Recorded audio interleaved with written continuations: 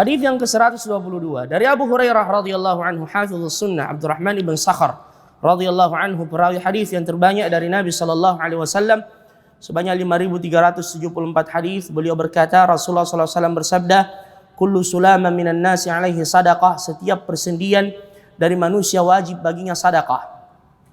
Kullu yawmin tatlu'u fihi syams, setiap hari matahari terbit, ta'dilu baina al-itsnaini sadaqah, engkau mendamaikan dua orang yang berselisih adalah sedekah.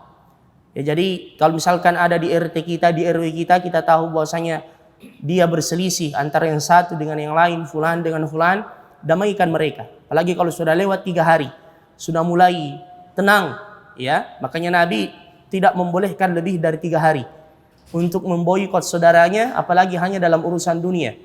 Mengapa dikasih 3 hari? Dan subhanallah, inilah keindahan syariat Islam. Nabi mengetahui, Allah mengetahui perasaan hambanya. Hari pertama mungkin dia di puncak kemarahan. Ya, bahkan mungkin dia mengatakan 7 turunan saya tidak berbicara dengan dia. Anaknya juga diboikot semua. Tapi hari kedua sudah mulai tenang. Setelah dia tidur, dia murajaah, dia muhasabah, evaluasi. Dia menganggap bahwasanya dunia ini terlalu hina untuk merusak hubungan antara kita.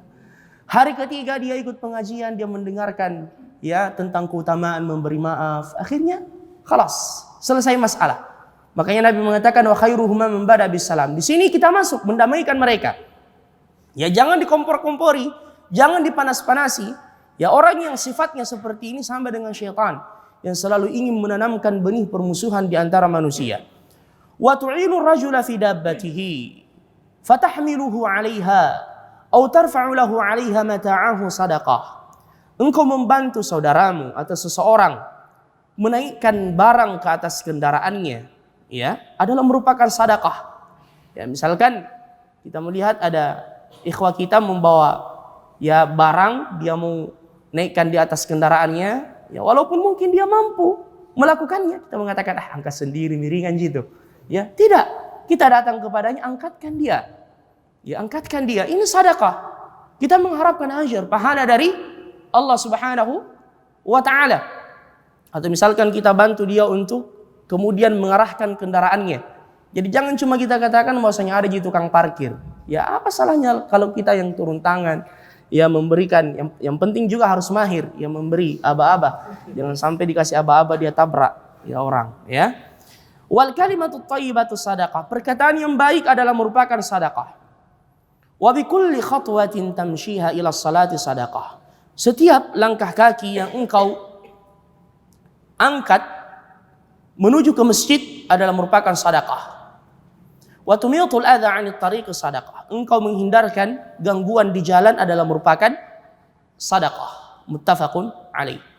Dan dalam riwayat Muslim dari riwayat Aisyah radhiyallahu anha, beliau berkata, Rasulullah sallallahu alaihi wasallam bersabda, innahu khuliqa kullu insani min bani adam ala 60 wa 300 mafsilin. Sesungguhnya Allah Subhanahu wa taala menciptakan bagi setiap manusia dari anak cucu Adam itu sebanyak 360 persendian.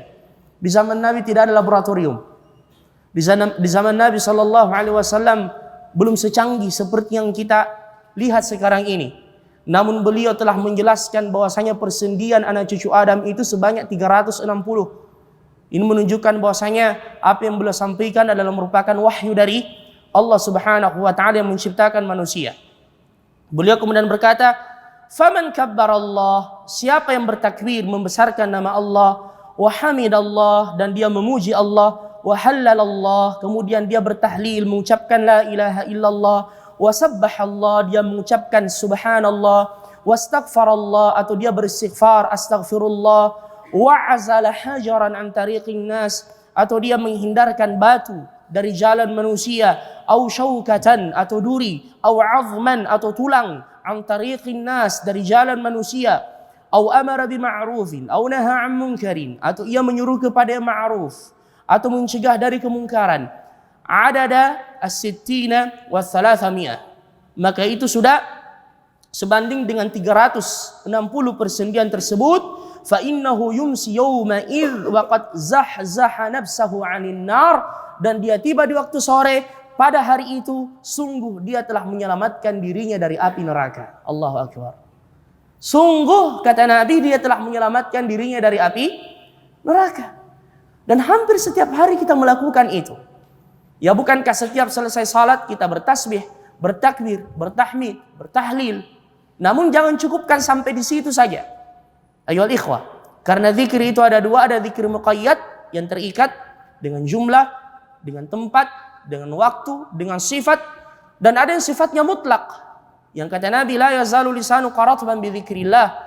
Usahakan lisanmu senantiasa basah dengan zikir kepada Allah. Berkendaraan, beraktivitas, ya kita sibukkan lisan kita dengan zikir, bertasbih.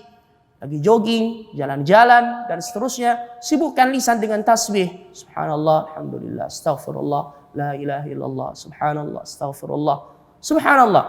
Kata Nabi, tidaklah ia tiba di waktu sore, melainkan dia telah dibebaskan dari api neraka insya Allah.